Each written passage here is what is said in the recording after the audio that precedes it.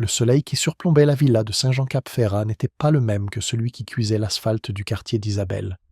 Ici, il semblait filtré, doré, un projecteur pour la richesse qui l'illuminait. Pour le personnel, cependant, il faisait simplement chaud. Isabelle Rossi, équilibrant un plateau de flûte de champagne scintillante, sentit une perle de sueur tracer un chemin le long de sa colonne vertébrale, un contraste saisissant avec le bleu frais et miroitant de la piscine à débordement à côté d'elle. Elle était un fantôme dans ce monde, destiné à être invisible. Mais dans quelques instants, une farce cruelle ferait d'elle le centre de l'attention de tous, menant à une humiliation qu'elle n'oublierait jamais, et à une intervention si stupéfiante qu'elle briserait la vie des puissants et changerait la sienne pour toujours. L'air du domaine Dupont était épais de l'odeur de l'argent, un mélange écœurant de parfums coûteux, d'herbes fraîchement coupées et de la légère senteur de chlore. Pour Isabelle, surnommée Isa, c'était l'odeur d'un autre service éreintant de 8 heures. Chaque pas qu'elle faisait sur le marbre italien importé entourant la piscine était un calcul minutieux. Ne pas renverser. Ne pas établir de contact visuel sauf si on lui parle. Ne pas exister au-delà du chemisier blanc impeccable et du pantalon noir de son uniforme de traiteur. Isa avait 22 ans, mais certains jours, elle se sentait centenaire. Sa vie était un écran partagé. Le jour, elle était une artiste. Son petit studio parisien rempli de toiles qui sentaient la térébenthine et la promesse. Ses mains, habituellement tachées de bleu de cobalt et de jaune de cadmium, étaient maintenant récurées à vif, agrippant un plateau d'argent. La nuit, et les week-ends comme celui-ci, elle était serveuse, versant des boissons à des gens qui dépensaient plus pour une escapade de fin, de semaine que ce qu'elle gagnait en un an. L'argent était un moyen pour une fin. Un semestre de plus payé à l'université. Une autre série de peintures à l'huile de haute qualité. Un pas de plus vers son dossier de candidature pour la prestigieuse École des Beaux-Arts de Paris. Ce rêve était la seule chose qui rendait supportables les regards condescendants et les gestes dédaigneux.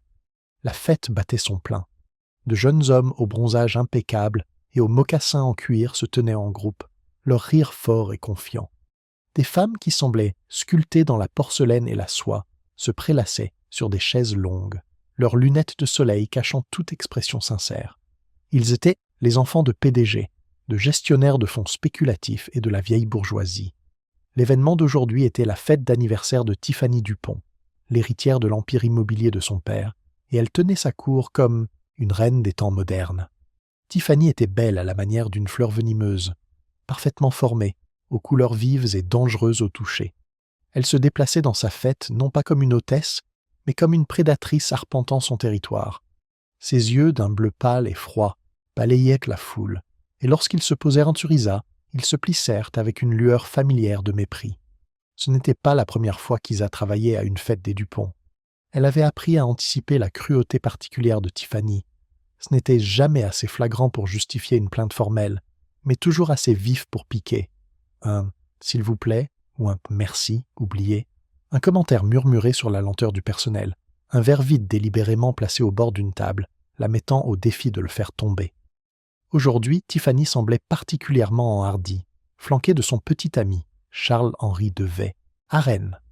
Charles-Henri était l'incarnation du privilège hérité, une belle carrure athlétique issue d'années de leçons de tennis privées et une personnalité qui n'avait jamais été remise en question. Il se déplaçait avec une arrogance mal acquise, son bras possessivement autour de la taille de Tiffany. « Oh, regarde, Charlie !» dit Tiffany, sa voix portant juste assez pour être entendue par ceux qui les entouraient, alors qu'Isa s'approchait pour leur offrir des boissons. « C'est l'artiste !» Elle prononça le mot avec une inflexion moqueuse. L'estomac d'Isa se serra. Il y a quelques mois, lors d'un événement plus modeste dans une galerie, elle avait travaillé.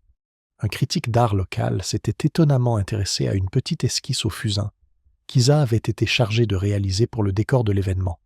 Il lui avait parlé pendant quelques minutes, ses éloges audibles pour les invités proches, dont l'une avait été Tiffany. Ce bref mot de reconnaissance avait été enivrant pour Isa, mais il avait aussi peint une cible sur son dos. Pour Tiffany, Isa n'était pas une personne avec un rêve.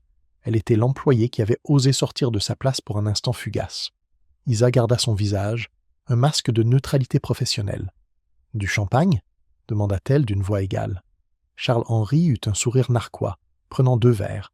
« Tu sais, j'ai réfléchi, dit-il en regardant Isa, mais en s'adressant à Tiffany. On devrait peut-être l'engager pour peindre le pool house. Elle pourrait faire quelques tâches abstraites, très modernes. Le groupe autour d'eux gloussa. Isa sentit une bouffée de colère chaude lui monter au cou, mais elle la ravala. Réagir était ce qu'ils voulaient. Cela leur donnerait du pouvoir. Elle fit un signe de tête bref et poli et commença à se détourner. « Où vas-tu » La voix de Tiffany était tranchante. « On n'a pas fini avec toi. » Isa se figea. Elle pouvait sentir les yeux des invités proches se tourner vers le drame qui se déroulait, comme des spectateurs dans un cirque romain. Son responsable, un homme perpétuellement stressé nommé Robert, était de l'autre côté de la piscine, regardant délibérément ailleurs. Il savait aussi bien qu'elle que les Dupont étaient un client majeur. Se plaindre était un suicide professionnel. « Je dois m'occuper d'autres invités, Madame Dupont, » dit Isa, gardant son regard fixé sur un point juste au-dessus de l'épaule de Tiffany. « Mais nous sommes les invités les plus importants, » articula difficilement Charles-Henri, sa confiance gonflée par l'alcool et l'attention de son public. Il s'approcha, envahissant son espace personnel. « Tiffany t'a posé une question. » L'air crépitait de tension. Le cœur d'Isa martelait contre ses côtes. Elle se sentait piégée, la piscine scintillante d'un côté et un mur de visages ricanants de l'autre. Outre ce qu'elle voulait, c'était finir son service, rentrer chez elle et se perdre dans le monde familier et réconfortant de ses toiles. Mais il devenait clair qu'il n'allait pas la laisser partir si facilement. Depuis une chaise en osier ombragée sous un grand palmier, un homme plus âgé observait la scène. Il était vêtu simplement d'une chemise en lin et d'un pantalon beige, ressemblant plus à un grand-père oublié qu'à un invité de cette somptueuse fête. Il sirotait un unique verre de thé glacé, son visage gravé des rides profondes d'une longue vie d'observation. Personne ne lui prêtait attention, il faisait simplement partie du décor. Mais ses yeux, d'un gris perçant, ne manquèrent rien. Il observait la cruauté calculée de la jeune femme, l'arrogance brutale de son petit ami et la dignité tranquille et bouillonnante de la serveuse. Il ne bougea pas. Il se contenta de regarder et d'attendre.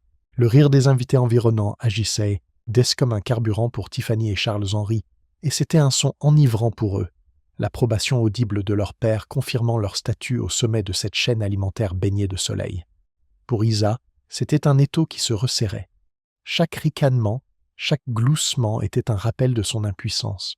« Je crois que je t'ai demandé ce que tu pensais de l'offre généreuse de Charlie, » insista Tiffany, ses lèvres se retroussant en un sourire suffisant. Elle fit un pas en avant, sa sandale de créateur tapotant impatiemment sur le marbre. « De peindre le pool house. Une artiste en herbe comme toi devrait sûrement sauter sur l'occasion de travailler sur une propriété des Dupont. Ce serait excellent pour ton... Comment tu appelles ça? Ton portfolio. » Le mot portfolio était prononcé avec un sarcasme si venimeux qu'il ressemblait à une gifle. Isa savait qu'ils essayèrent de la briser. Ils voulaient des larmes, une réplique, et paniquaient, n'importe quoi qui confirmerait leur supériorité. Elle prit une inspiration lente et régulière, l'odeur de chlore piquante dans ses narines. « J'apprécie l'intention, » dit Isa, sa voix miraculeusement stable. « Mais mes commandes sont actuellement fermées. Maintenant, si vous voulez bien m'excuser. » Elle tenta de les contourner, son plateau tenu haut comme un bouclier, mais Charles-Henri, enhardi et agacé par son sang-froid, se déplaça pour lui barrer le chemin. Il la dépassait d'une tête, était bien plus large qu'elle, et il utilisait sa présence physique pour l'intimider, se penchant si près qu'elle pouvait sentir le champagne sur son haleine. « Pas si vite, » dit-il d'une voix traînante, un sourire paresseux et cruel s'étalant sur son visage. « Tu sais, tu as l'air d'avoir un peu chaud. Tout ce remue-ménage à servir tes supérieurs, ça doit être épuisant. » Il regarda Tiffany, qui fit un léger signe de tête, presque impé, perceptible. C'était le signal, la permission, l'ordre silencieux. Le cercle de spectateurs se pencha, leur téléphone se levant subtilement comme pour capturer l'observation d'un animal rare. C'était le divertissement qu'ils attendaient. « Tu devrais te rafraîchir, » dit Charles-Henri, son sourire s'élargissant. Et puis c'est arrivé. Ce ne fut pas une poussée violente et agressive. C'était désinvolte, presque paresseux, un coup de poignet contre son épaule. Mais c'était parfaitement synchronisé, parfaitement placé. Isa était déséquilibrée, ses chaussures de travail n'offrant aucune adhérence sur le marbre glissant. Le plateau de verre vide s'envola, une brève constellation chaotique de cristal avant de s'écraser sur le patio. Les bras d'Isa s'agitèrent un instant, un appel désespéré et silencieux pour une prise dans l'air vide. Puis elle tomba à la renverse dans la piscine. Le choc de l'eau froide fut un hoquet violent. Il lui coupa le souffle, remplit ses oreilles et plaqua son uniforme sur sa peau. Pendant une fraction de seconde, il y eut le silence, le monde un bleu déformé et vacillant. Puis les rires éclatèrent. Ce n'était pas un gloussement, c'était un rugissement, une vague déferlante, débridée et ridicule qui la submergea. Alors même qu'elle luttait pour remonter à la surface, elle émergea en crachotant, les cheveux dans les yeux, l'eau chlorée les piquant. Elle regarda vers le bord de la piscine et vit une galerie de visages rieurs. Charles-Henri était plié en deux, hurlant de joie. Tiffany se tenait les bras croisés, une expression de satisfaction suprême sur le visage, comme si elle venait d'exécuter une brillante manœuvre stratégique. Les gens la montraient du doigt. Certains filmaient, leur téléphone tenu bien haut. L'humiliation, froide et aiguë, transperça le choc de l'eau. C'était pire que la chute, pire que le froid. C'était le sentiment d'être transformé en objet de sport, en spectacle pour les riches et les oisifs. Ses vêtements de travail bon marché semblaient lourds, la tirant vers le bas, une manifestation physique de sa condition sociale. Elle battit des pieds vers le bord, ses mouvements maladroits, sa dignité dépouillée à chaque brassée. Son responsable, Robert, accourut enfin, son visage un mélange de panique et de conciliation. « Madame Dupont, Monsieur de Varenne, un accident. »« J'en suis sûr, pépia-t-il, évitant de croiser le regard d'Isa, trempée et grelottante. « Bien sûr que c'était un accident, dit Tiffany doucement, ses yeux brillants de méchanceté. La fille est assez maladroite. Elle ne peut probablement même pas marcher et porter un plateau en même temps. Vous devriez vraiment engager du personnel plus compétent, Robert. » Robert se tordit les mains. « Oui, Madame Dupont. Bien sûr, mes plus sincères excuses. » Il lança un regard furieux et terrifié à Isa, comme si c'était de sa faute. Les mains d'Isa trouvèrent enfin le bord rugueux de la piscine.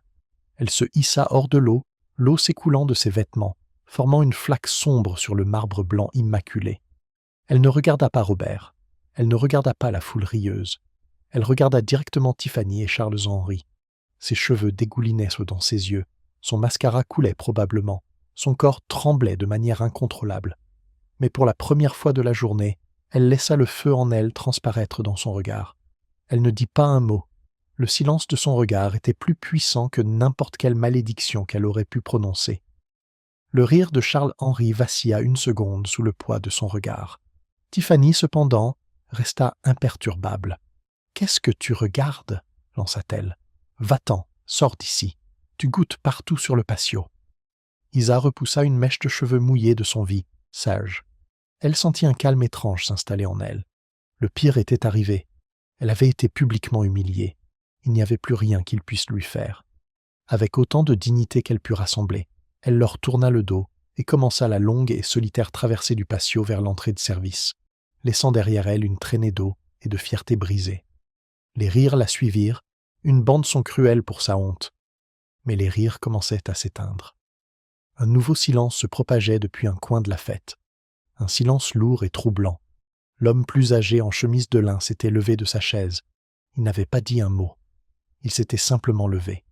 Mais sa présence, autrefois invisible, semblait maintenant commander l'espace. Il regardait la silhouette trempée d'Isa s'éloigner avec une expression indéchiffrable. Puis ses yeux gris et froids balayèrent lentement la foule, se posant d'abord sur le responsable du traiteur, puis sur les invités rieurs, et enfin ils se fixèrent sur Tiffany et Charles-Henri. La fête n'était pas terminée, elle ne faisait que commencer. Le changement d'atmosphère était palpable. Cela commença comme une subtile variation de pression, de la même manière que l'air se comporte juste avant qu'un orage n'éclate. Les rires bruyants se réduisirent d'abord à des gloussements nerveux, puis au silence, à mesure que de plus en plus de personnes remarquaient l'homme qui se tenait maintenant près du centre du patio. Il n'était ni grand, ni physiquement imposant, mais il projetait une aura d'autorité absolue qui se propagea à travers la foule d'héritiers et d'héritières privilégiées. Il était Arthur Valois, un nom qui, s'il l'avait connu, aurait envoyé une décharge de pure terreur à travers chaque invité, et en particulier à travers les familles Dupont et de Varenne. Mais ils ne le savaient pas. Pour eux, il n'était qu'un vieil homme sans nom qui gâchait l'ambiance.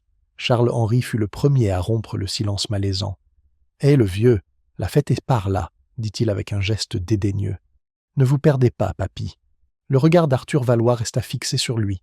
Son expression a changé. Il ne mordit pas à l'hameçon. Au lieu de cela, il fit un pas lent et délibéré en avant. Il sembla embrasser toute la scène du regard, les éclats de verre du plateau d'Isa scintillant sur le marbre, la traînée d'eau sombre menant à la porte de service, l'air suffisant sur le visage de Tiffany et la posture lâche de Robert, le responsable du traiteur. Robert, sentant un nouveau foyer de pouvoir et de problèmes potentiels, s'avança précipitamment. « Monsieur, y a-t-il un problème?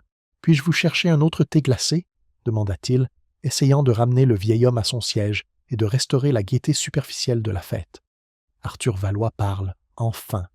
S. Sa voix n'était pas forte, mais elle était basse et résonnante, tranchant l'air avec la clarté d'une lame de diamant. C'était une voix habituée à être obéie sans poser de questions. « Un problème ?» répéta-t-il, ses yeux toujours rivés sur Charles-Henri. « Oui, je crois bien qu'il y en a un. »« Dites-moi, jeune homme, » dit-il, son regard se posant sur le polo de marque de Charles-Henri. « Quel est votre nom ?»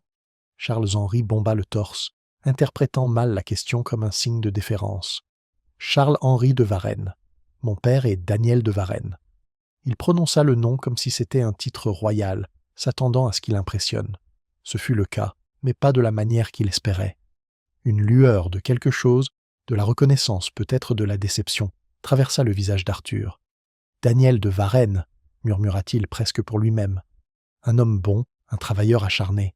Je me demande ce qu'il penserait Breu, du caractère de son fils. » Le sourire narquois de Charles-Henri vacilla.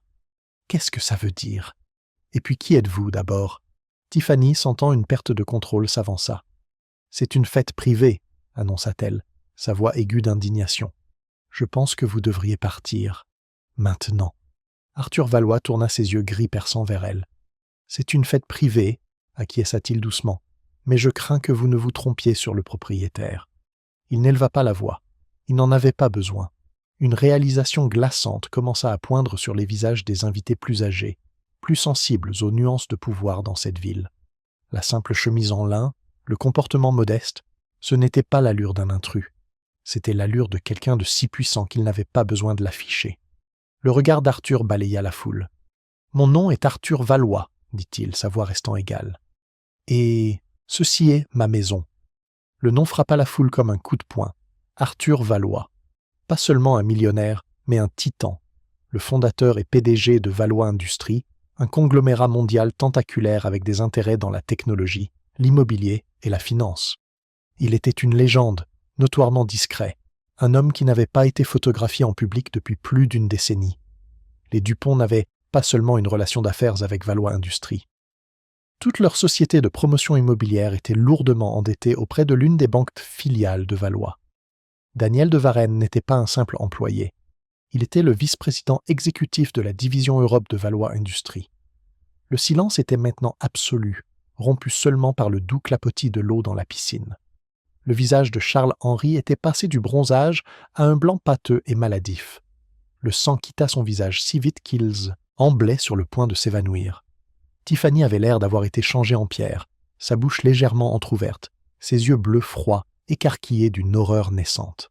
« J'ai prêté ma maison à mon neveu pour sa collecte de fonds caritative, » continua Arthur, sa voix un grondement bas et dangereux. « On m'avait dit que ce serait un rassemblement de jeunes adultes respectables. Je vois maintenant que j'ai été gravement mal informé. » Il fit un autre pas, réduisant la distance jusqu'à se tenir directement en face de Charles-Henri et Tiffany. Ils tressaillirent tous les deux, comme s'il avait brandi une arme. « Vous, dit-il à Tiffany, trouvez amusant de tourmenter une jeune femme qui travaille dur pour gagner sa vie. Vous qui n'avez jamais travaillé un seul jour de votre vie.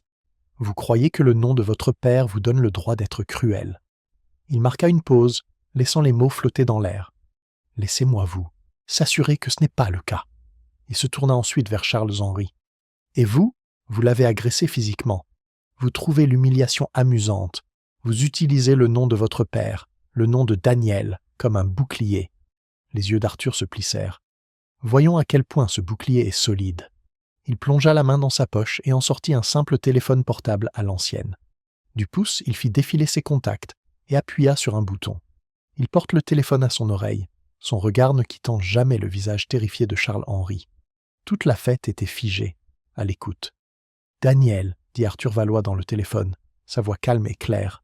« Arthur Valois à l'appareil. Je suis chez moi. Votre fils Charles-Henri est ici aussi. Oui, il est juste en face de moi. » Il y eut une pause. Le monde entier sembla se réduire à l'espace entre la bouche d'Arthur et le téléphone. « Daniel, je dois être franc. Je viens d'assister à une scène où votre fils, encouragé par sa petite amie, a agressé physiquement un membre du personnel de restauration pour son propre amusement. Il l'a poussé dans ma piscine devant 50 personnes. Non, je ne me trompe pas. » Charles-Henri se mit à trembler. Un son guttural et bas de pure panique s'échappa de sa gorge. « Le caractère est tout, Daniel.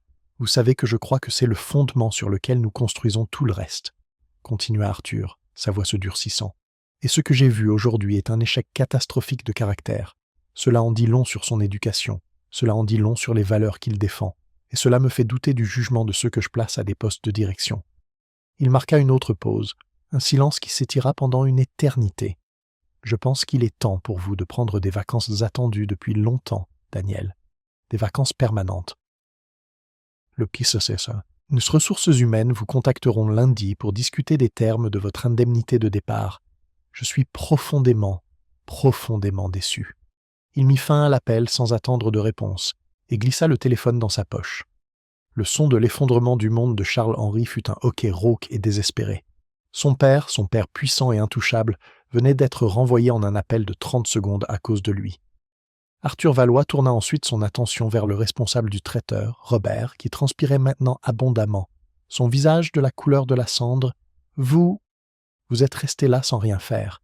Vous avez accordé plus de valeur à l'argent d'un client qu'à la dignité de votre employé. Vous êtes un lâche. Remballez vos affaires. Le contrat de votre entreprise avec toutes les propriétés Valois est résilié avec effet immédiat. » Les jambes de Robert cédèrent et il tomba à genoux. Enfin, le regard d'Arthur sec. Aloïs balaya les visages silencieux et horrifiés des invités.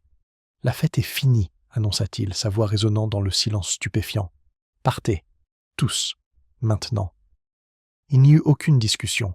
Il n'y eut qu'une bousculade frénétique et silencieuse, alors que des millions d'euros de privilèges et de droits s'enfuyaient de la scène. Leurs rires furent remplacés par le son de leurs propres pas paniqués.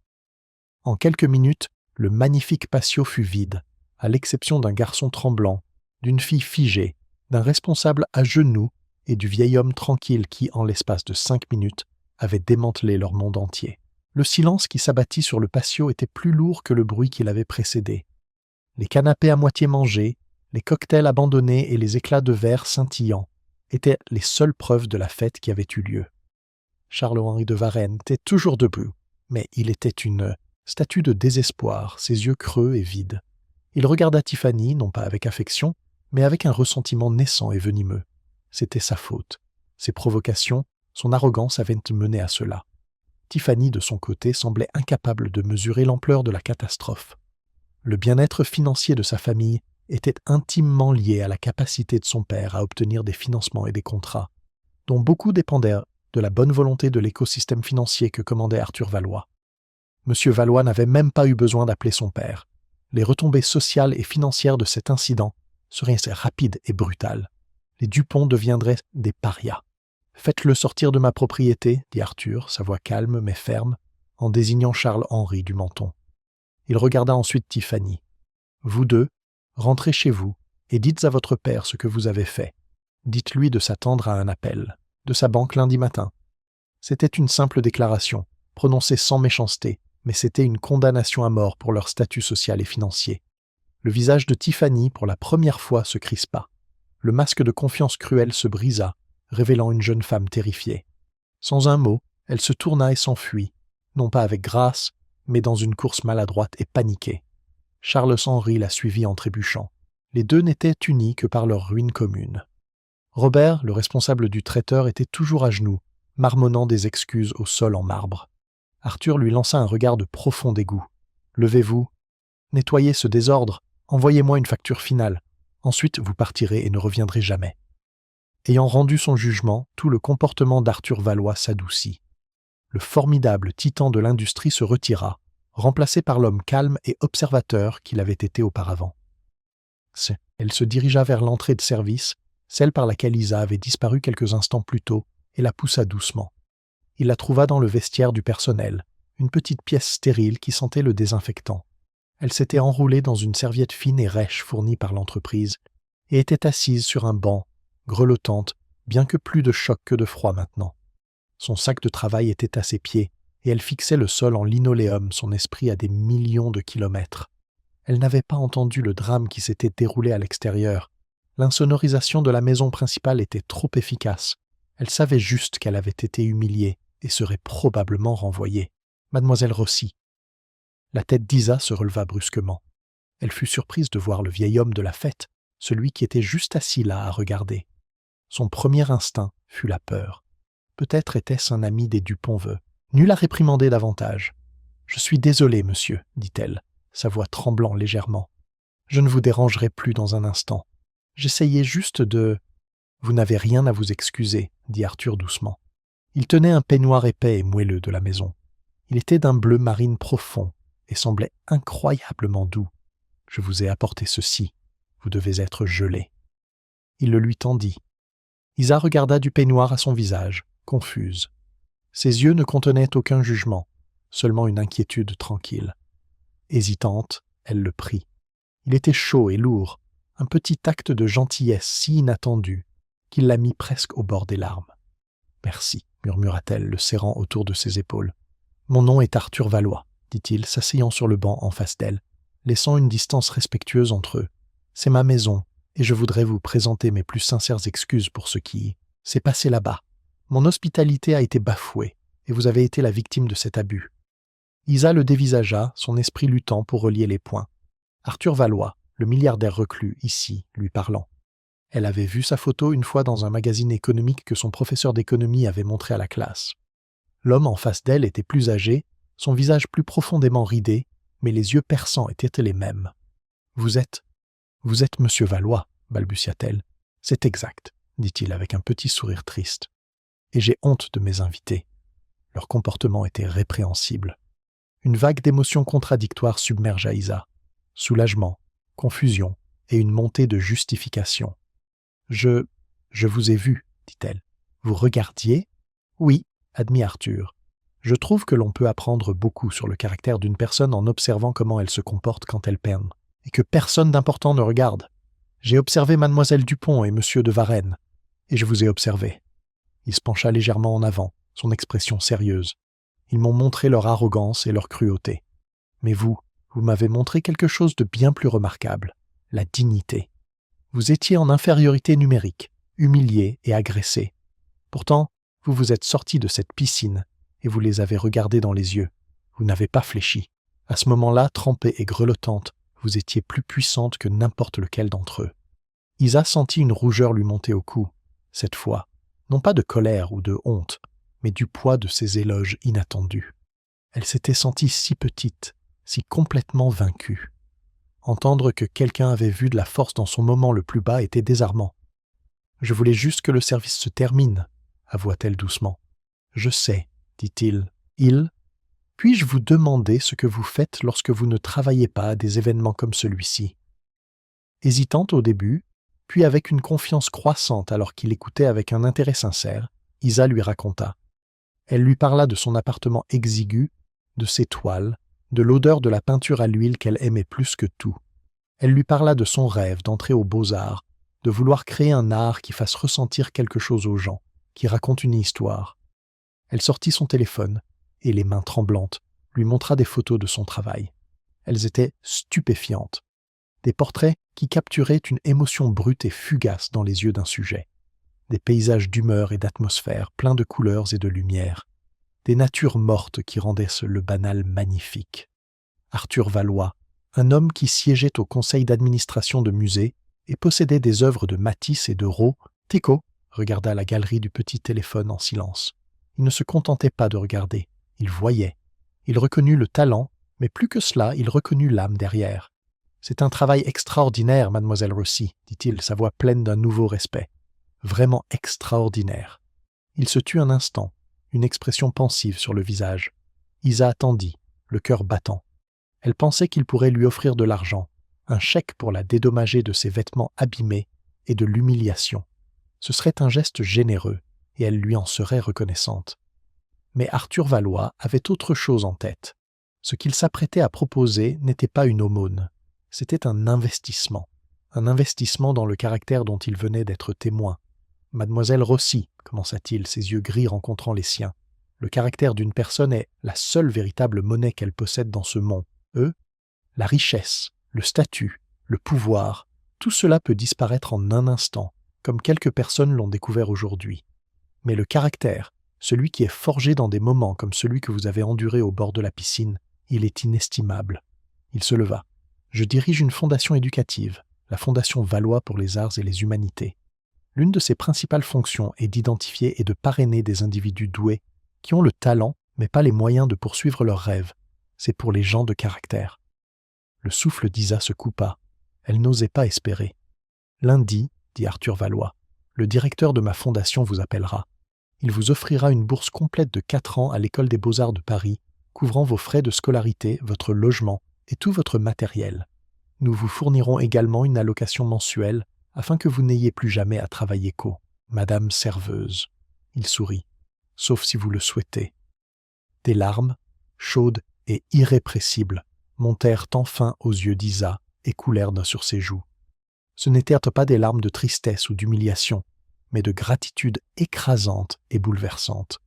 Le rêve pour lequel elle s'était battue, s'était sacrifiée, avait été humilié, lui était offert, non par pitié, mais parce qu'un homme puissant avait regardé au-delà de son uniforme et avait vu sa valeur. « Mais ce n'est pas tout, » ajouta Arthur. « Lorsque vous obtiendrez votre diplôme, la Fondation parrainera votre première exposition solo dans une galerie digne de ce nom. Nous nous occuperons de la promotion, du lieu, de tout.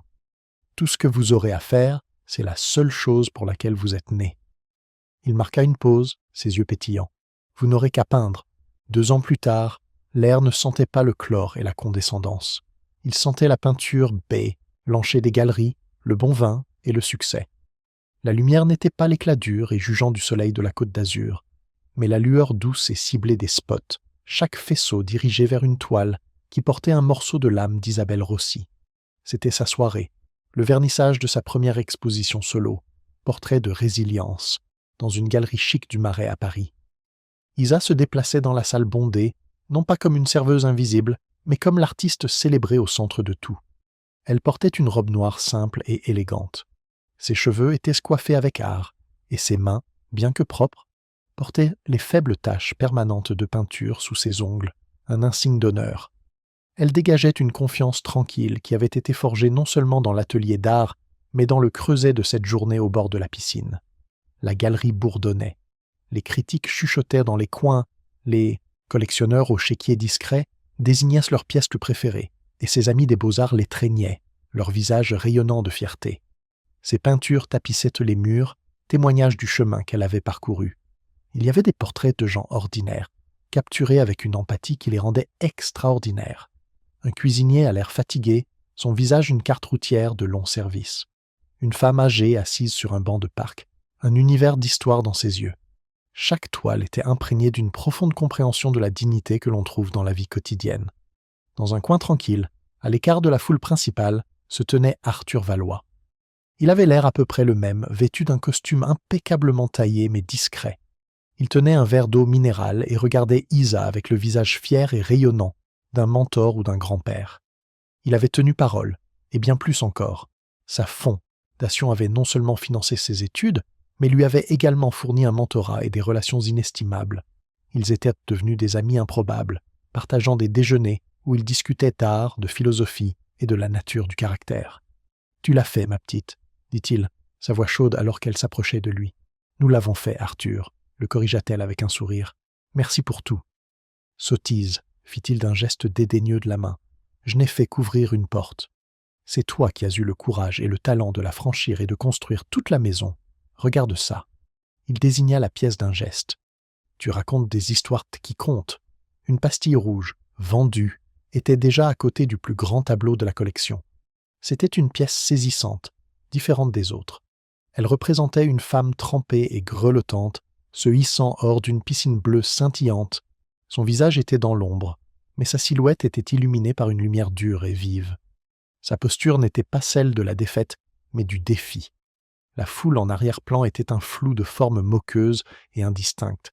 Le tableau ne portait pas sur l'humiliation. Il portait sur le moment de la sortie, du choix de se relever. Il était intitulé « L'Ascension ». Celui-là s'est vendu en premier, remarqua Arthur, à un acheteur anonyme de New York. Il a payé le double du prix demandé. Isa hocha simplement la tête, une émotion compliquée dans les yeux. Elle avait eu besoin de le peindre, d'exorciser le souvenir et de se le réapproprier. Comme par hasard, une coupure de journal sur une table voisine attira son attention. Elle provenait d'une chronique mondaine datant d'environ 6 mois après l'incident. Quelqu'un l'avait glissée dans un livre sur la table. Elle détaillait la chute rapide et spectaculaire des familles Dupont et de Varenne.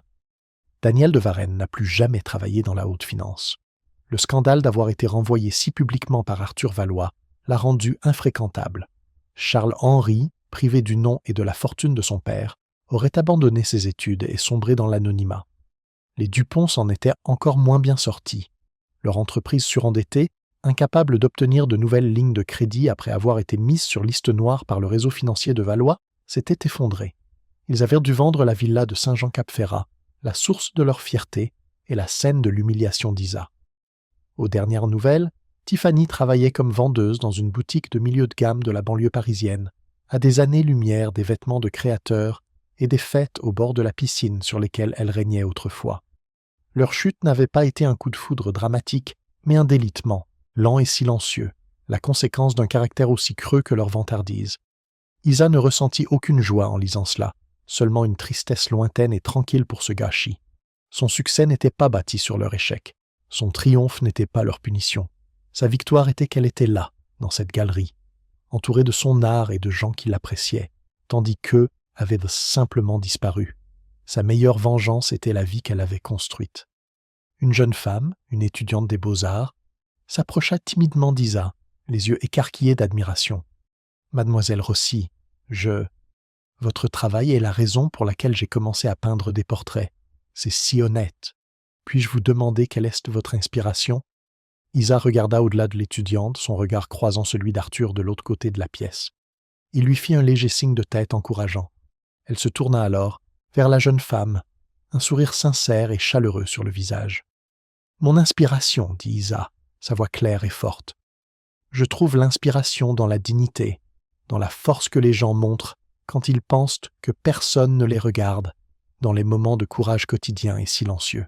C'est là que se trouve le véritable art. » Elle avait transformé le moment le plus laid de sa vie en la fondation de son bel avenir, non pas en cherchant la vengeance, mais en embrassant la qualité même que ses tortionnaires avaient tenté, en vain, de lui arracher. Et sur les murs de la galerie, la vérité brillait plus fort que n'importe quel soleil de la Côte d'Azur. 5 ans s'étaient écoulés depuis la soirée du premier vernissage d'Isa. Le monde de l'art, autrefois une forteresse impénétrable, était devenu sa maison. Elle n'était plus seulement Isabelle Rossi, la nouvelle artiste prometteuse. Elle était professeure Rossi à l'école des Beaux-Arts de Paris, l'institution même dont elle rêvait autrefois. Elle guidait de jeunes artistes avides, voyant son propre désespoir et son espoir passé se refléter dans leurs yeux. Son propre travail avait évolué, devenant plus riche et plus complexe, et elle préparait une grande rétrospective dans un musée à Lyon. Le succès ne l'avait pas rendue complaisante, il l'avait rendue plus reconnaissante, plus vivement consciente du fil ténu et improbable du destin qui l'avait menée ici. Sa vie avait trouvé un rythme confortable. C'était une vie de matin tranquille, avec un café et un carnet de croquis, d'après-midi rempli du chaos vibrant de l'atelier d'enseignement, et de soirées passées devant une toile, sa plus fidèle confidente. Le souvenir de la piscine, des rires, de l'humiliation écrasante s'était estompé. Ce n'était plus une blessure à vif, mais une cicatrice argentée, une partie de son histoire qu'il avait forgée, mais ne la définissait plus. Arthur Valois restait son ami et mentor fidèle, leur conversation une force d'ancrage dans sa vie. Il était plus âgé maintenant, plus fragile, mais son esprit et son âme étaient plus vifs que jamais. Par un après-midi frais et brumeux de mardi, Isa était installée dans un fauteuil en cuir usé à La Page et la Palette, une librairie café indépendante bien aimée dans un quartier calme de Paris. L'air sentait le vieux papier et les grains de café torréfiés. C'était son sanctuaire, un endroit où elle pouvait dessiner le monde anonymement. Elle travaillait sur une série d'études de mains, les mains noueuses d'un vieil homme lisant un journal, les mains délicates d'une femme tenant une tasse, les mains agitées d'un étudiant surlignant un manuel. Une ombre tomba sur son carnet de croquis. « Excusez-moi, dit une voix douce. Êtes-vous Isabelle Rossi ?» Isa leva les yeux, un sourire poli et exercé prêt pour un fan ou un étudiant. Le sourire se figea sur ses lèvres. La femme qui se tenait devant elle était à la fois une étrangère et un fantôme.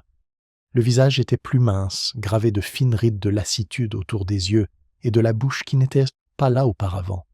Les yeux autrefois d'un bleu glacial étaient maintenant ternes, voilés d'une émotion inconnue qui ressemblait à de l'appréhension.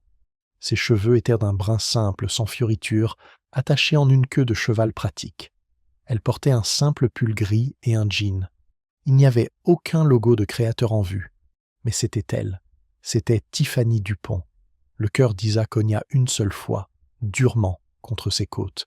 Le café, avec ses odeurs réconfortantes et son bourdonnement tranquille, sembla soudain manquer d'air.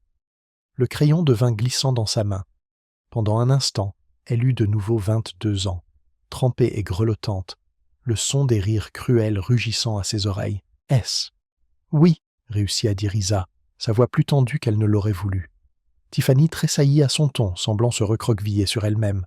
« Je sais que c'est incroyablement direct de ma part. Je suis désolé de vous interrompre. C'est juste que... Je vous ai vu par la fenêtre. J'habite à quelques rues d'ici. » Elle se tordit les mains, un geste nerveux si étranger à la femme dont Isa se souvenait. « Je m'appelle Tiffany. » Elle n'offrit pas son nom de famille, comme si c'était une chose honteuse. « Je sais qui vous êtes, » dit Isa sèchement. Elle ne fit aucun geste pour inviter Tiffany à s'asseoir. Un silence gênant et lourd s'étira entre elles. Les clients du café autour d'elle restaient inconscients, perdus dans leur propre monde.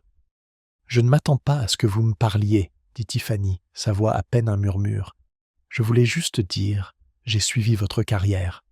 Votre travail est incroyable, c'est magnifique. » Le compliment venant de ses lèvres était si discordant qu'Isa ne sut comment répondre. Elle se contenta de la fixer, son œil d'artiste observant les détails de cette nouvelle Tiffany. La reine arrogante de la Côte d'Azur avait disparu, remplacée par quelqu'un qui avait l'air hanté. « Pourquoi êtes-vous ici, Tiffany ?» demanda Isa, sa voix s'adoucissant d'une fraction. Tiffany prit une profonde inspiration, comme pour se donner du courage. « Il y a quelque chose que je dois vous dire, quelque chose que je dois avouer. » Elle jeta un coup d'œil à la chaise vide en face d'Isa. « Puis-je, s'il vous plaît ?» Ça ne prendra qu'1 minute. Hésitante, Isa fit un signe de tête sec. Tiffany s'assit timidement sur le bord du siège, comme si elle ne méritait pas le confort. « Après ce jour à la fête, » commença-t-elle, les yeux fixés sur le dessus de la table. Tout s'est effondré. Tout ce qu'Arthur Valois avait dit qui arriverait c'est arrivé. L'entreprise de mon père s'est effondrée. Nous avons perdu la maison. Nous avons tout perdu. Mes amis, ils ont disparu du jour au lendemain. » Elle eut un rire court et amer qui ne contenait aucun humour. Il s'avère que leur loyauté était aussi hypothéquée. Isa écoutait, son expression indéchiffrable. Elle ne ressentait aucune satisfaction, aucune joie maligne. Il n'y avait qu'un étrange vide en entendant le résumé clinique de la destruction d'une vie. « J'ai dû trouver un travail, » continua Tiffany. « Un vrai travail. J'ai commencé comme employé de stock dans un grand magasin. 12 € de l'heure. Mes mains ont eu des callosités. Mes pieds me faisaient mal à la fin de chaque journée. Pour la première fois de ma vie, j'ai su ce que c'était que d'être fatigué. Pas ennuyé, mais vraiment fatigué jusqu'à l'os. Pour la première fois, j'ai su ce que c'était que d'être invisible, d'être regardé à travers par les clients, d'être traité comme un meuble. » Elle leva les yeux, et pour la première fois, Isa vit une lueur de conscience de soi authentique et douloureuse dans ses yeux. Et tout ce à quoi je pouvais penser, c'était vous. Je pensais à la façon dont vous portiez ce plateau, comment vous nous serviez avec un professionnalisme que je n'avais jamais connu. Vous étiez fatigué aussi, mais vous aviez une grâce que je ne pouvais pas comprendre. Je m'étais moqué de vous parce que vous aviez un rêve, alors que je n'avais rien d'autre que l'argent de mon père. Il y a environ 2 ans, dit Tiffany, sa voix baissant encore d'un ton, j'étais dans une meilleure situation. J'avais gravi les échelons jusqu'à un poste de responsable de bureau.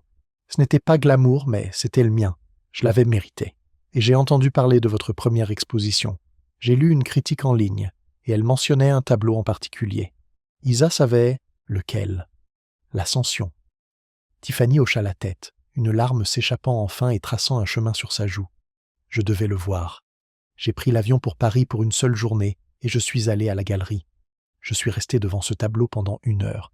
Vous l'avez capturé parfaitement. Pas ma cruauté, pas les rires, mais votre force. Le moment où vous avez choisi de vous sortir de là. Dans ce tableau, vous n'étiez pas une victime, vous étiez une survivante.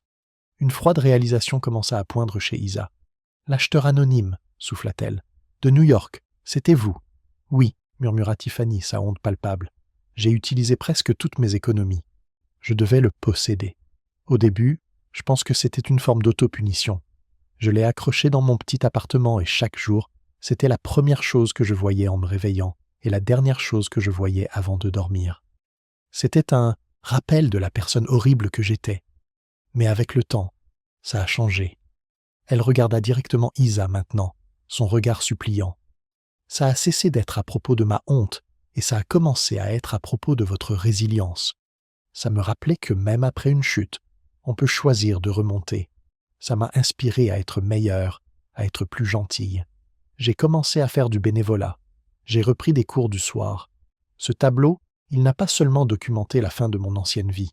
Il est devenu la pierre angulaire de ma nouvelle vie. » Elle plongea la main dans son sac et en sortit une grande enveloppe scellée. Elle la poussa sur la table. « Il vous appartient, » dit Tiffany. « C'est l'acte de propriété et le reçu de la galerie. Je ne peux pas le garder. J'ai l'impression de l'avoir volé. S'il vous plaît, reprenez-le.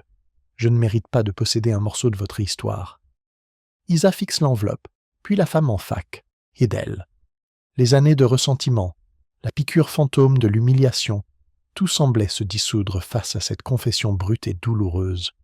Le pardon n'était pas une transaction, et il ne s'agissait pas d'absolution. Il s'agissait de reconnaître une humanité partagée et imparfaite. Lentement, Isa repoussa l'enveloppe sur la table. « Non, » dit-elle doucement. Tiffany leva les yeux, confuse. « Mais vous l'avez acheté, Tiffany, » dit Isa, sa voix douce mais ferme. « Il est à vous. » Ce que vous avez fait ce jour-là était mal. Ça m'a profondément blessé. Mais la personne que vous êtes aujourd'hui, cette personne n'est pas la même fille au bord de la piscine. Elle marqua une pause, choisissant soigneusement ses mots. Peut-être que vous devriez le garder, non pas comme un rappel de ce que vous m'avez fait, mais comme un rappel de ce que vous avez fait pour vous-même par la suite. Vous êtes sorti de votre propre piscine. Le tableau n'est plus à propos de moi. Il est à propos de vous aussi. Pour la deuxième fois cet après-midi-là, Tiffany Dupont se mit à pleurer. Mais cette fois, les larmes n'étaient pas de honte ou de regret. C'étaient des larmes de libération. Un poids qu'elle portait depuis près d'une décennie venait enfin d'être levé, non pas par un simple « je vous pardonne », mais par un acte de grâce profond.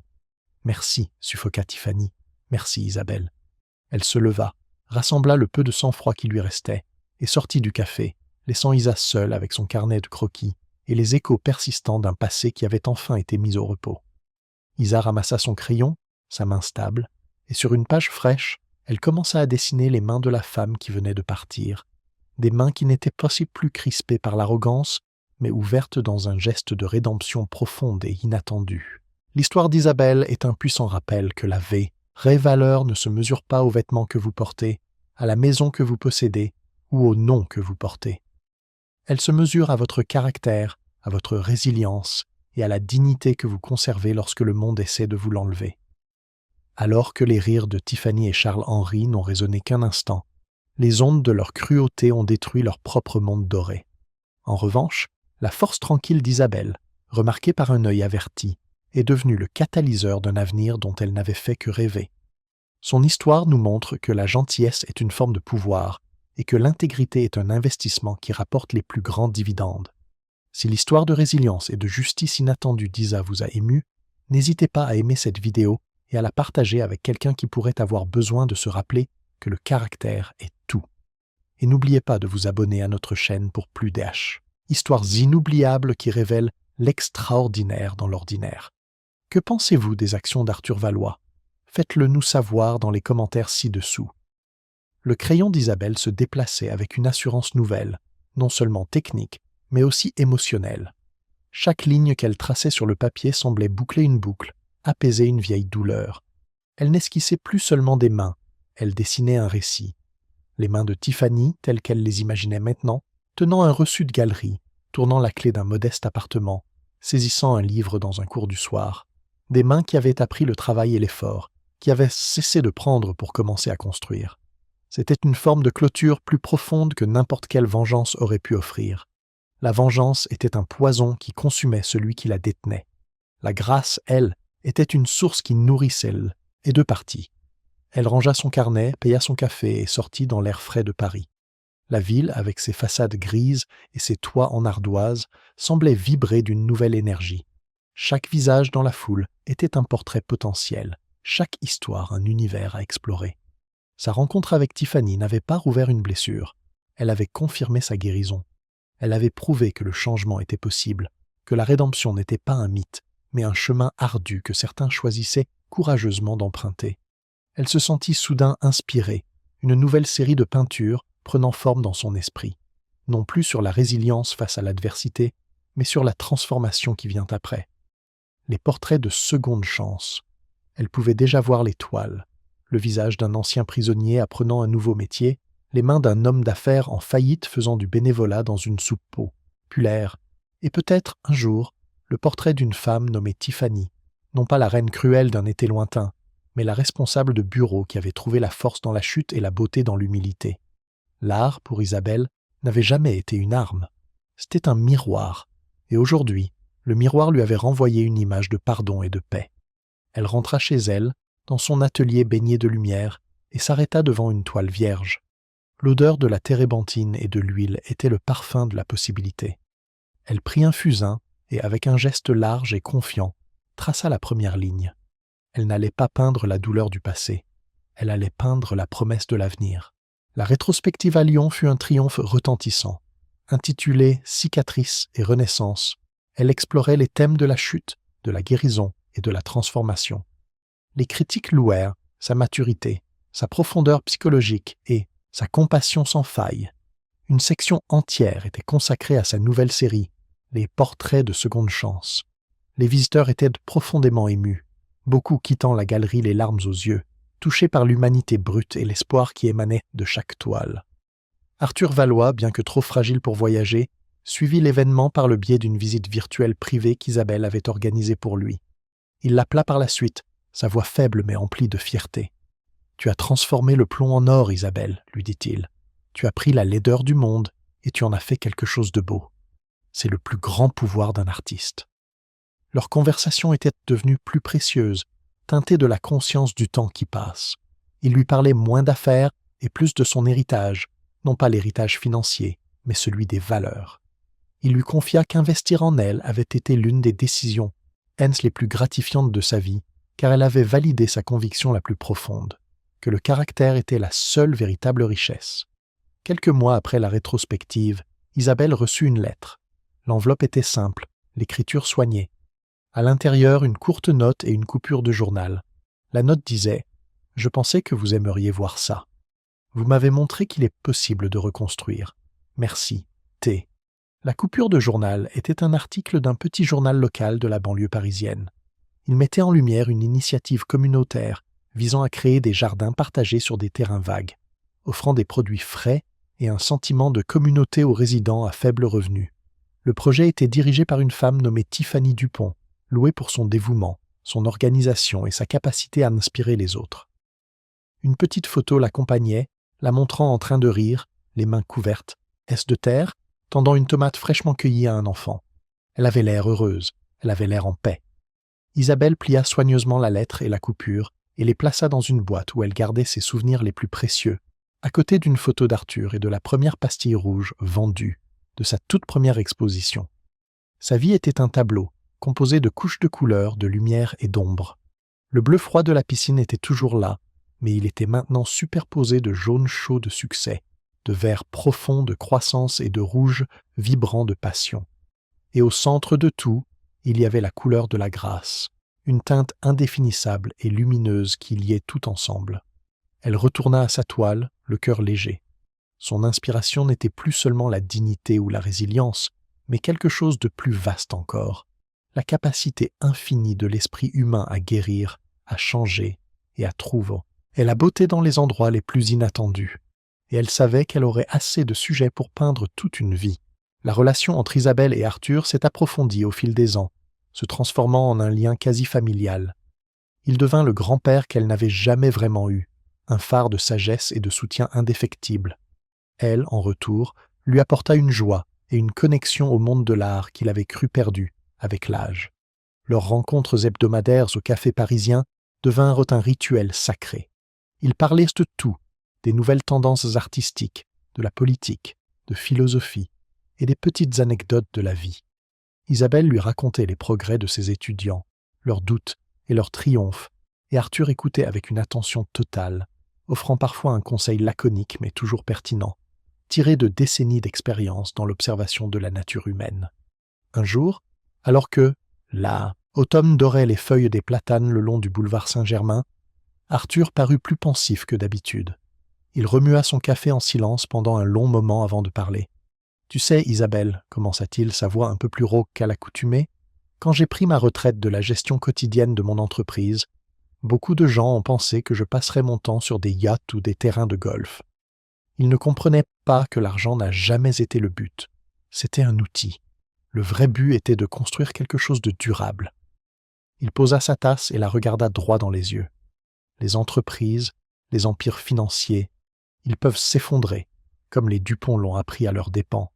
Mais ce que tu construis, toi, l'art, les idées, l'inspiration que tu transmets à tes étudiants, ça, c'est un héritage. Ça dure. Il lui confia qu'il avait restructuré la Fondation Valois. Il en avait fait d'Isabelle une administratrice, aux côtés d'une poignée d'autres professionnels de confiance. Il voulait s'assurer que sa mission, trouver et soutenir des talents dotés d'un caractère exceptionnel, perdurerait bien après lui. « Je ne te demande pas de devenir une femme d'affaires, précisa-t-il avec un petit sourire. Je te demande de continuer à être ce que tu es. Une artiste avec une boussole morale. Ton œil ne voit pas seulement les couleurs et les formes, il voit le cœur des gens. C'est ce dont la Fondation aura besoin. » Isabelle fut submergée par l'émotion. C'était un vote de confiance qui transcendait tout ce qu'il avait déjà fait pour elle. Il ne lui avait pas seulement donné les moyens de réaliser son rêve, il lui confiait maintenant la garde de son propre héritage. « Arthur, je ne sais pas quoi dire, » murmura-t-elle. « Dis que tu accepteras, » répondit-il simplement. « Dis que tu aideras à ouvrir des portes pour des hutrés comme toi, qui se battent dans l'ombre en attendant que quelqu'un remarque leur lumière. » Elle accepta, bien sûr. C'était le prolongement naturel de son parcours. D'abord bénéficiaire de la grâce, puis témoin de la rédemption, elle devenait maintenant une dispensatrice d'opportunités. Le cercle était complet. Cette nouvelle responsabilité ne diminua pas sa passion pour la peinture, mais l'enrichit. Elle aborda son rôle à la Fondation avec le même soin et la même perspicacité qu'elle appliquait à ses toiles, examinant les dossiers des candidats non seulement pour leur talent technique, mais pour l'étincelle de résilience, de passion et d'intégrité dans leur histoire. Quelques années plus tard, lors de la cérémonie annuelle de remise des bourses de la Fondation Valois, Isabelle se tenait sur le podium. Arthur, désormais en fauteuil roulant, mais avec des yeux toujours aussi vifs, la regardait depuis le premier rang. La salle était remplie de jeunes visages brillants d'espoir et de gratitude, musiciens, écrivains, scientifiques et bien sûr artistes. En regardant la foule, Isabelle se revit des années auparavant, trempée et humiliée au bord d'une piscine, son avenir aussi incertain que l'eau trouble. Elle pensa à la cruauté désinvolte de Tiffany et Charles-Henri, non pas avec colère, mais avec une sorte de pitié distante. Leur vie était une leçon sur la fragilité du pouvoir dépourvu de substance. Leur chute n'était pas son triomphe, c'était simplement la conséquence inévitable de leur propre choix. Son véritable triomphe était ici, dans cette pièce, dans la continuation d'un cycle de générosité et de confiance. Elle s'avança vers le micro, son discours préparé mais son cœur parlant librement. « Le talent est universel, mais les opportunités ne le sont pas, » commença-t-elle, sa voix résonnant avec une assurance tranquille. « Ce soir, nous ne célébrons pas seulement des réalisations artistiques ou académiques. Nous célébrons quelque chose de plus fondamental, le caractère. Nous célébrons la persévérance face à l'adversité, la dignité face au mépris et le courage de poursuivre un rêve lorsque le monde vous dit que vous n'avez pas votre place. » Son regard croisa celui d'Arthur, et elle lui offrit un sourire reconnaissant. « J'ai appris d'un grand homme que le caractère est la seule véritable monnaie que nous possédons. Il ne peut être ni acheté ni hérité. Il se forge dans les moments difficiles, dans les choix que nous faisons lorsque nous pensons que personne ne regarde. » Elle s'adressa ensuite directement au nouveau boursier. « Votre talent vous a amenés ici, mais c'est votre caractère qui vous portera plus loin. C'est lui qui soutiendra votre art, qui guidera vos vies et qui, un jour, vous permettra, à votre tour, de tendre la main et de soulever quelqu'un d'autre. » Après la cérémonie, Alors que les invités se mêlaient en buvant du champagne, une boisson qu'Isabelle pouvait désormais apprécier sans le moindre frisson de son passé, une jeune artiste peintre s'approcha d'elle timidement, son portfolio serré contre sa poitrine. « Professeur Rossi, dit-elle, les yeux brillants, je ne peux pas vous dire à quel point vos paroles et votre travail comptent pour moi. Vous êtes la raison pour laquelle je n'ai jamais abandonné. » Isabelle lui sourit, un sourire sincère qui venait du plus profond de son être.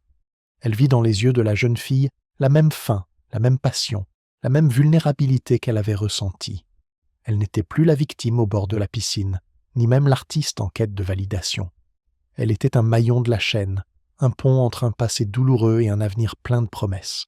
Elle prit le temps de regarder chaque page du portfolio de l'étudiante, offrant des encouragements, NTS et des conseils constructifs. C'était sa plus belle œuvre, un chef-d'œuvre vivant tissé de gratitude, de résilience et du pouvoir durable de la dignité. La boucle était bouclée, non pas comme une fin, mais comme une spirale ascendante, chaque tour enrichi par l'expérience et la générosité, s'élevant bien au-delà de la surface scintillante d'une piscine lointaine. La vie d'Isabelle continua de s'épanouir, trouvant un équilibre harmonieux entre ses trois passions, la création, l'enseignement et son travail philanthropique au sein de la Fondation Valois. Son art atteignit une nouvelle phase, moins axée sur le drame de la survie et plus sur la contemplation sereine de la beauté dans les détails du quotidien. Ses toiles devinrent plus lumineuses, ses coups de pinceau plus assurés, reflétant une paix intérieure qu'elle avait chèrement acquise. Elle devint une figure respectée et aimée dans le monde de l'art, non pas pour son histoire d'auteur, amatique, mais pour la sagesse et l'empathie qui infusaient à la fois sa personnalité et son œuvre. Arthur Valois s'éteignit paisiblement quelques années plus tard, à un âge avancé. Il laissa derrière lui un empire, mais son véritable testament fut la fondation et les innombrables vies qu'elle avait transformées. Dans son testament, il avait laissé à Isabelle une note personnelle et un tableau de sa collection privée. La note était simple. « Continue de peindre la vérité. Le monde en a besoin. » Le tableau était un petit paysage de coraux, une scène tranquille d'un lac à l'aube, baignée d'une lumière douce et argentée. C'était une œuvre tout en nuances et en dignité silencieuse, un écho parfait de l'homme qu'il avait été et des valeurs qu'il lui avait transmises. Isabelle accrocha le coraux dans son atelier, non pas comme un trophée, mais comme un rappel constant, une conversation silencieuse avec son mentor. Il la regardait peindre, et elle sentait sa présence approbatrice dans la quiétude de la pièce. Un après-midi de printemps, alors qu'elle préparait une nouvelle exposition, son téléphone sonna. C'était un numéro inconnu. Une voix hésitante, mais familière, se fit entendre. « Isabelle, c'est Tiffany. » Isabelle fut surprise, mais pas choquée. Il ne s'était pas parlé depuis des années, bien qu'elle ait suivi de loin le succès grandissant de l'organisation de jardins communautaires de Tiffany. « Tiffany, comment vas-tu ? » »« Je vais bien, merci. Écoute, je sais que c'est soudain, mais je suis à Paris pour une conférence sur l'agriculture urbaine et je me demandais si tu accepterais de prendre un café. Je comprendrais tout à fait si tu refusais. » Il n'y avait plus d'ombre de l'ancienne Tiffany dans sa voix. Il n'y avait qu'une chaleur et une humilité sincères. « J'adorerais, » répondit Isabelle sans hésitation. Elles se retrouvèrent dans le même café où le rencontre avait eu lieu des années auparavant. Tiffany était rayonnante. Les lignes de fatigue avaient été remplacées par des rides de sourire. Elle parlait avec passion de ses projets, de la joie de voir des communautés se transformer grâce à un simple lopin de terre. Elle raconta comment l'ascension, toujours accrochée dans son salon, n'était plus un symbole de honte ou même de sa propre résilience, mais un rappel du pouvoir de la grâce et des secondes chances, un principe qu'elle essayait d'appliquer dans son travail chaque jour. « Tu sais, » dit Tiffany en remuant sa cuillère dans sa tasse, « il m'arrive encore de faire des cauchemars à propos de ce jour-là, pas à cause de ce que nous avons perdu, mais à cause de ce que nous étions, de la laideur en nous. Et puis je me réveille, et je pense à toi, et je pense au chemin que j'ai parcouru, et je suis reconnaissante. Nous avons tous des piscines dont nous devons nous extraire. » Tiffany, dit Isabelle doucement. La mienne était littérale, la tienne était métaphorique. L'important, c'est que nous avons continué à nager. Elles parlèrent pendant plus d'une heure, non pas comme une ancienne victime et sa tortionnaire, mais comme deux femmes qui avaient retrouvé leur voie de manière très différente, leur chemin s'étant croisé à un moment de destruction pour se recroiser maintenant à un moment de paix. En se quittant sur le trottoir, elles s'étreignirent brièvement.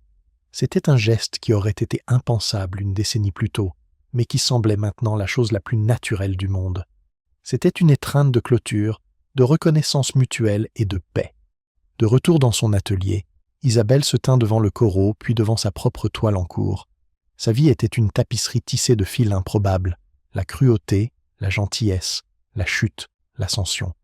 Elle avait appris que les moments les plus sombres pouvaient mener à la lumière la plus vive, et que la véritable force ne résidait pas dans le fait de ne jamais tomber, mais dans la manière dont on choisissait de se relever, et peut-être, juste peut-être, d'aider les autres à faire de même.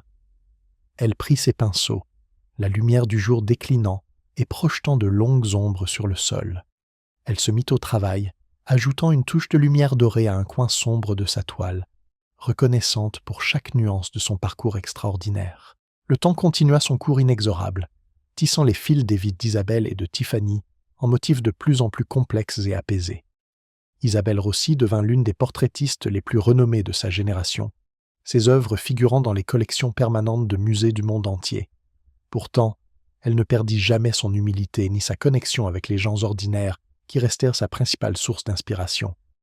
Elle continua d'enseigner, considérant la transmission de son savoir comme un devoir sacré, et dirigea la Fondation Valois avec une sagesse et une compassion qui honorèrent la mémoire de son fondateur. Son héritage ne se mesurait pas seulement en toiles vendues, mais dans le nombre d'étudiants qu'elle avait guidés et de boursiers qu'elle avait soutenus, créant une onde de choc positive qui se propageait bien au-delà de son propre atelier. De son côté, Tiffany Dupont devint une figure de proue du mouvement de l'agriculture urbaine en France. Son organisation, les Jardins de la Seconde Chance, s'étendit à l'échelle nationale, transformant des friches industrielles en oasis de verdure et de communauté. Elle donna des conférences, écrivit un livre et reçut des prix pour son impact social.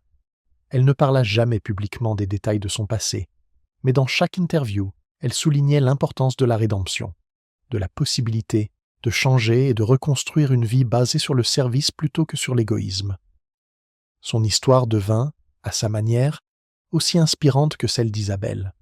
Parfois, lors de ses déplacements, elle visitait des musées et cherchait les œuvres d'Isabelle. Elle se tenait silencieusement devant les portraits, admirant la capacité de son ancien adversaire à capturer l'âme même de ses sujets.